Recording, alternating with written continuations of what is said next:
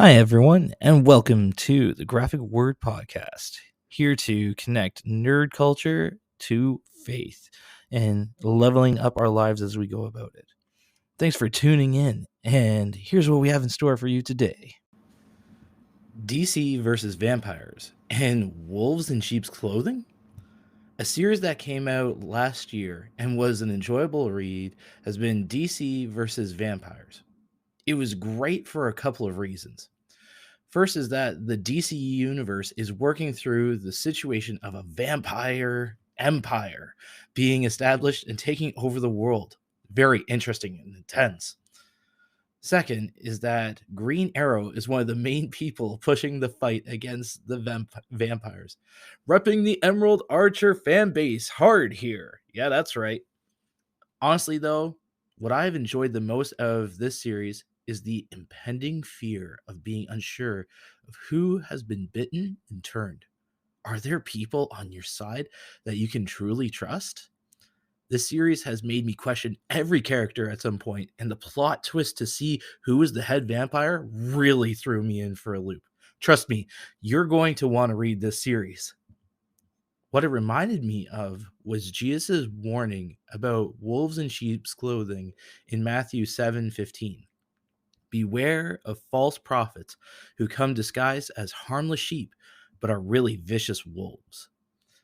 Imagine feeling that impending fear of being unsure whose words of wisdom is right or wrong, especially in Jesus' day when there are other people claiming to have words from God for people to listen to.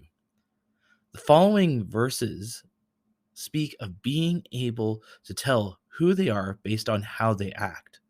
Just as a grape can't be a thistle, it's the same with people who are not in Jesus, will not show a life that is following his teachings. It's like the hunt to find out who is a vampire in DC versus vampire.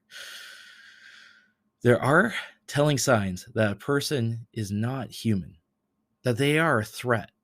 Once they find that out, it could be too late to do something about it. There's a lot of stuff out there that may say that it is wisdom, but have you done the sniff or vampire test on it? Have you taken it to Jesus' teachings and found it is supported or contradictory to it? How are you helping those around you avoid the lurking dangerous thoughts or wisdom out there? Hey there, are you a fan of Lord of the Rings or The Hobbit? Or do you have a passion to help our nerdy youth or just want to invest in graphic word? Well, this April is our Walk to Mordor fundraiser month, and we are looking for 50 heroes like the Hobbits and Lord of the Rings to join us in raising $10,000 in raising support for our ministry that goes to fighting off the darkness that our youth are faced in, either depression or isolation, and supporting them directly.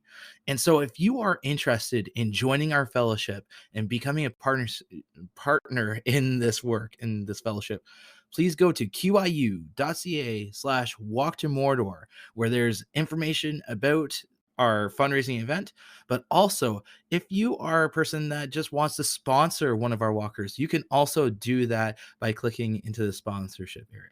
Oh, and FYI, if you choose to participate, there will be opportunity to win prizes for distance covered as well as for funds raised. So just in case you were a little bit interested. Thank you for listening, and I hope you have a wonderful day.